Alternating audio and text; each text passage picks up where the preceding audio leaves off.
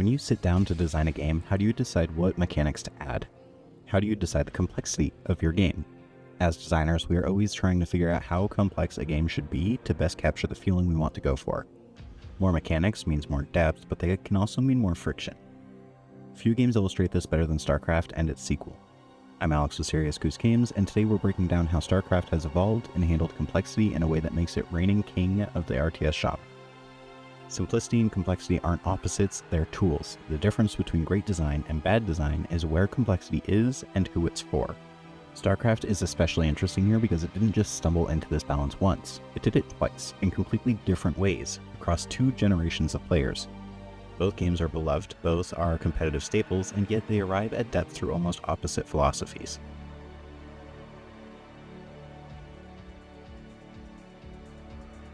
When we talk about simplicity and complexity, we are actually talking about a huge spectrum. I'm actually going to dip into neuroscience here and bring up autism. When we talk about autism, we call it a spectrum, but the best metaphor I've seen for autism is a stovetop. Dials on the stove represent different aspects of autism like physical sense, social acuity, hyperfixation, etc. The dials are set to different strengths on the stove, leading to wildly different presentations. Just like autism, the spectrum of complexity isn't a linear thing. There are multiple aspects to it. How easy is it to understand? How many pieces are there? How much brain power does it take to manage it? This is why conversations about complexity often get messy. One player might be overwhelmed by mechanical execution, while another struggles with decision density. They're experiencing different dials being turned up, even if they're playing the same game. Simplicity in game design usually refers to clarity. This often leads people to the assumption that simple games are shallow. When we talk about simplicity, we aren't talking about depth, we are talking about clarity. Simple games are easy to understand. Simplicity is often invisible when it's done well. Players don't notice that the game is helping them. They just feel confident. That confidence is what allows depth to surface because players aren't wasting mental energy fighting the interface or deciphering unclear feedback. You can look at the game and know what's going on. There are also fewer mechanics. Sometimes this means that mechanics are absent, but it can also mean that some mechanics are automated. Simple games have a lower cognitive load on their players. This allows players to focus on aspects of the game that would otherwise be bogged down by mechanically heavy play. And lastly, simple games have a clear cause and effect. When you tell the game to do something, you expect that thing to happen exactly as you intend. There's no random weird mechanics to think about. Complex games are focused on entirely different things. A complex game has many mechanics and systems that all interact in different ways. This usually leads to complex games being full of emerging gameplay with unpredictable results. Complex games also generally have a higher skill ceiling. With the extra bits to consider while playing, it usually takes more work and extra skill to master the game mechanics. With so much going on in all of the emergent systems, there's a lot more to consider and think about, which makes skill expression much more involved. Unfortunately, all of these systems tend to cause new players to fall off. This drop-off isn't because players are lazy, it's because the game hasn't yet earned the right to demand that much attention. Complexity needs trust, and trust comes from clarity. There's a lot of opacity in complex games that make them a bit harder to get into. Complexity and simplicity are made of several pieces that can be expressed to varying degrees, just like the autism metaphor. We often consider them opposites, but it might be time to step back and look at them in a different way. A simple game can have emergent gameplay, and a complex game can have clear cause and effect. When we're talking about depth, we don't need complexity, but complexity can create depth. The games we're looking at today are Starcraft 1 and 2. One will be the example for a simple game, and the other will be the complex example. Take a second and think, which is which? Which one would you consider to be more complex? Most people instinctively assume the newer game is more complex. Better graphics, more units, more polish, surely that means more depth. But Starcraft flips that expectation in a really interesting way.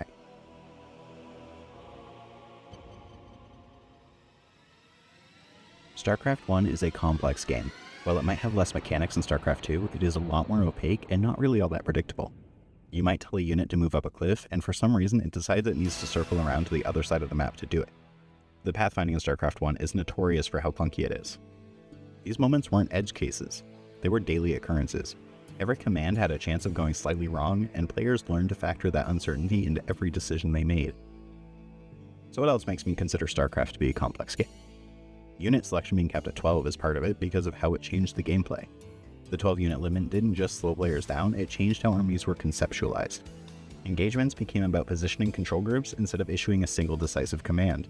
That limitation created a layer of executional strategy that didn't exist by design, but became core to mastery. Smart casting wasn't a thing, so you had to manually use all your casters. There was also very limited UI feedback. StarCraft 1 isn't a complex game because it was full of mechanics, it was complex because the mechanics it did have were clunky, unintuitive, and opaque. That just sounds like bad design, doesn't it? How does that create depth? These clunky mechanics force players to change how they played. Mechanical difficulty became part of the skill expression of StarCraft 1. Players had to work with these mechanics and invent new techniques to master the game. The low army cap meant players had to split their armies effectively. Weird pathfinding behavior caused players to discover the joys of mineral walking. The unit stacking allowed for some crazy Mutalisk micro strategies, and Mutalisk micro is one of the best examples of emergent mastery in StarCraft 1. The game never teaches you how to do it. It doesn't even acknowledge that it exists. Players discovered it, refined it, and eventually turned it into a defining skill of high-level Zerg play. The clunky mechanics caused friction, and that friction caused new strategies to emerge. The complexity of StarCraft 1 isn't exactly intentional, being mostly a product of the times and limitations of the systems used. What's fascinating is that StarCraft 1's flaws became sacred.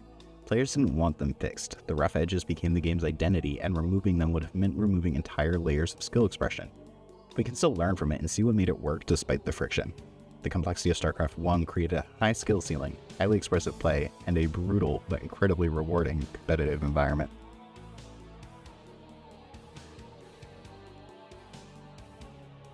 StarCraft 2 on the surface seems like a more complex game, but it actually simplified quite a bit.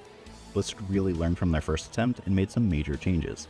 They made it so units aren't limited to 12 per selection, allowing you to send your whole army at once instead of splitting it into small groups. This single change fundamentally altered how battles felt. Suddenly the challenge wasn't, can I control my army, but what should my army be doing right now? The skill shifted from mechanical survival to strategic intent. There's also better pathfinding, so units actually go where you tell them to and take the path you would expect them to. The UI is also much better at communicating important information to the player. Abilities are also able to be automatically cast, removing some of the micro required from the game. But it is important to note that you can toggle that setting so players who enjoy that level of micro can still do it. This is a great example of optional complexity done right. New players can focus on learning the game, while veterans can reintroduce friction intentionally to express mastery. The system scales with the player instead of blocking them. All of these changes reduced the amount of friction players had to struggle through in StarCraft 2. It made the games much more accessible to newer players because the barrier to entry was much lower. While it simplified and streamlined many of the mechanics, it didn't take away the depth of the game. The skill expression shifted from fighting against the game mechanics to higher level play. Players now focus on decision-making, timing, and strategic execution. StarCraft 2 is clean and organized. When you watch a match of StarCraft 2, you can clearly see what's happening and read events on screen more efficiently. Readability matters not just for players, but for spectators. StarCraft 2's clarity is a huge reason it works so well as an esport. Viewers can understand the stakes even if they've never played at a high level. Some players feel that some of the skill expression was lost, but many of the methods used to express skill in StarCraft 1 are still valid in StarCraft 2. It's just a little easier to counter them now than it used to be. Ultimately, StarCraft 1's complexity was a product of discovery, while StarCraft 2 is a product of design. StarCraft 1 asks players to uncover depth through friction, and StarCraft 2 asks players to demonstrate depth through decision-making. Both reward mastery, but they reward different kinds of mastery.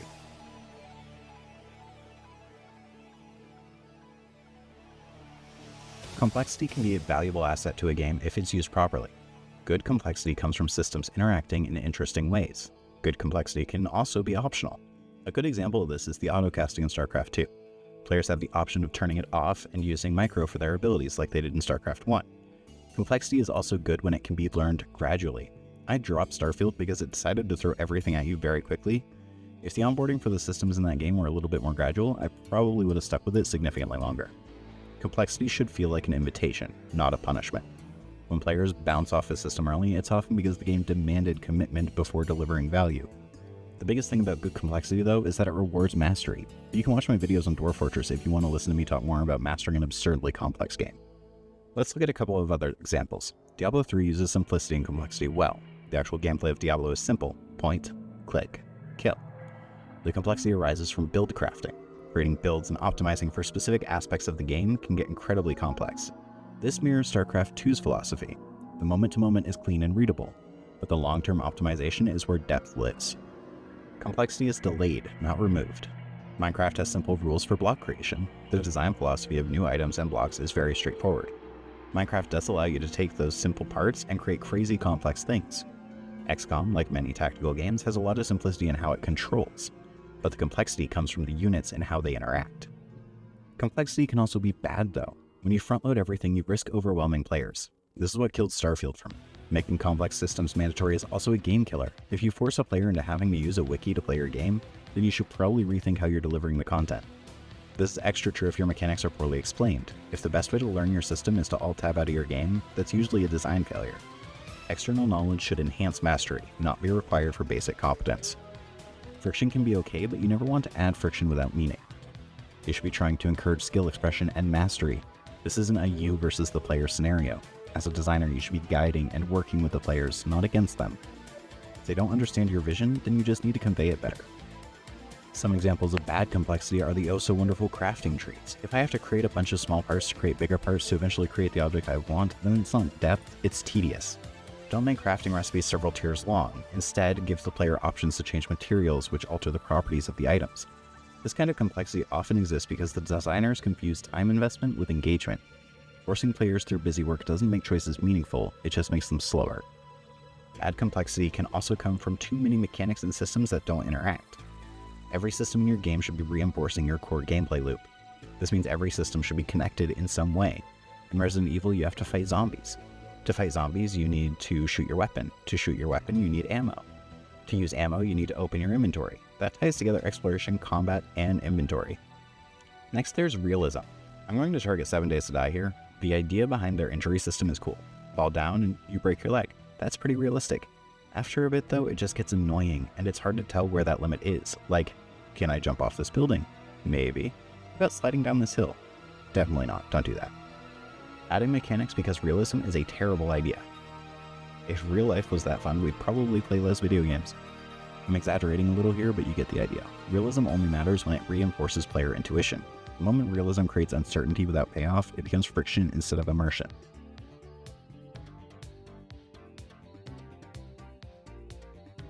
When you think about the complexity of your game, you need to consider your target audience. Complex games draw a more hardcore audience. This is a smaller demographic, but potentially more dedicated. Starcraft 1 filters for that hardcore player audience because of the complexity. Starcraft 2 invites more players in. Neither method is objectively better because they serve different goals. Starcraft 2 did kind of kick off the esports industry, so maybe from a commercial standpoint, simplicity could be a better option if we're looking at that metric. Starcraft 2 didn't replace Starcraft 1 though, it coexists with it. That alone proves there's room for both philosophies, as long as the design is honest about who it's for.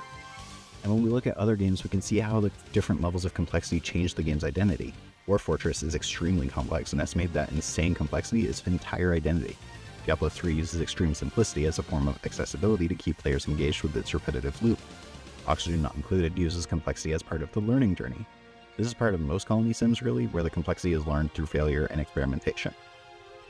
Complexity itself isn't bad. We don't need to be afraid of making games complex. We need to think about the goal of our game. What are we trying to communicate through the game's mechanics and design? Complexity isn't bad until it stops lining up with your core design. Keep it aligned and you'll be fine.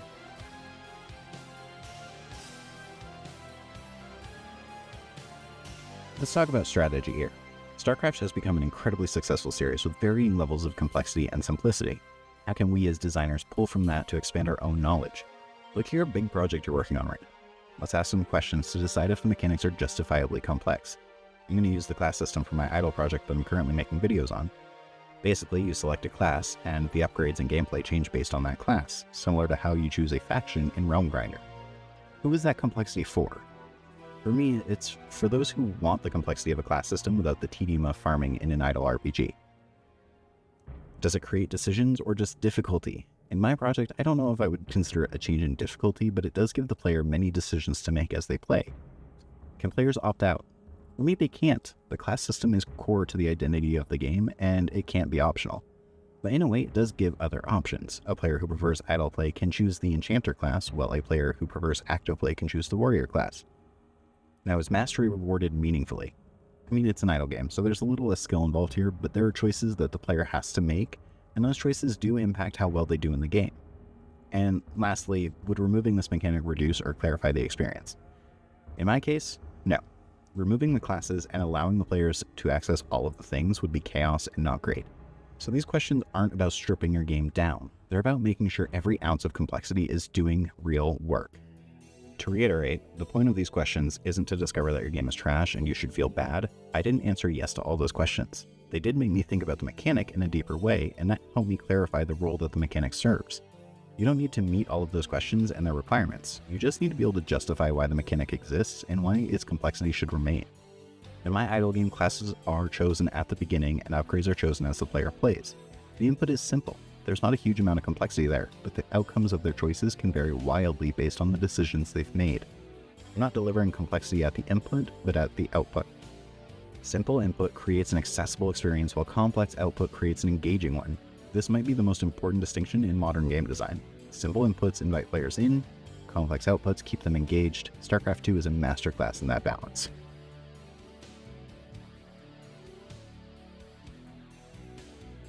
Sometimes complexity leads to discovery of things we never thought of as designers. Starcraft 1 shows us this. There's so many strategies that players had to discover and adopt because of the nonsensical mechanics.